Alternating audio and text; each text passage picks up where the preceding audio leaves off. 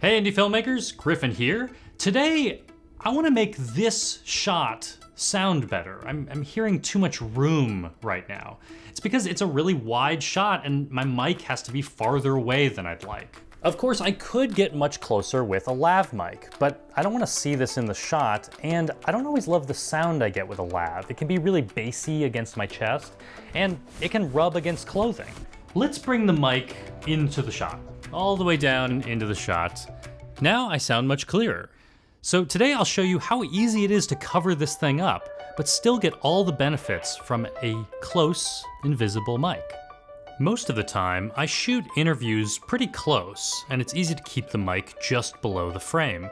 But as you can see in this interview from my film Sriracha, in a wider shot, sometimes I mess it up. Back up a little bit for me. Sure. Back the mic out a little bit for me. Sure.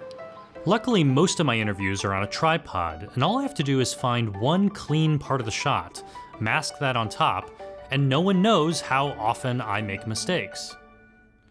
Here's how we can get rid of this offending microphone in Final Cut Pro 10. I'll start by holding Option and dragging this clip. That quickly creates a duplicate. I'll lower the audio on this extra one. And then I'll bring up the T tool. That's the trim tool. And if I drag across the clip, it'll change the in and out points at the same time, and I can find a part of the clip that doesn't have a microphone in it. Just a clean plate. This part's perfect. Now if I go to Effects under Masks and drag Draw Mask onto this clip, I can now draw an area just around the microphone. So I'll disable this clip with V first, just so I can see the microphone again. And now I can draw around it. I'll set some control points here.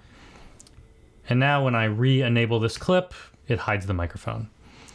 And I could add some feathering just to make sure that no one will ever see this mask. Just red jalapeno grower in the country. 5 years ago, I shot a commercial with a lot of chicken noise in the background.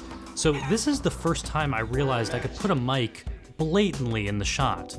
As long as none of these chickens fly up into the top part of the frame, masking out the mic is easy. I'm still using that technique today. When I interviewed photographer Ben Gruno in Switzerland, I placed myself right in the lockdown shot so I could control his eye line.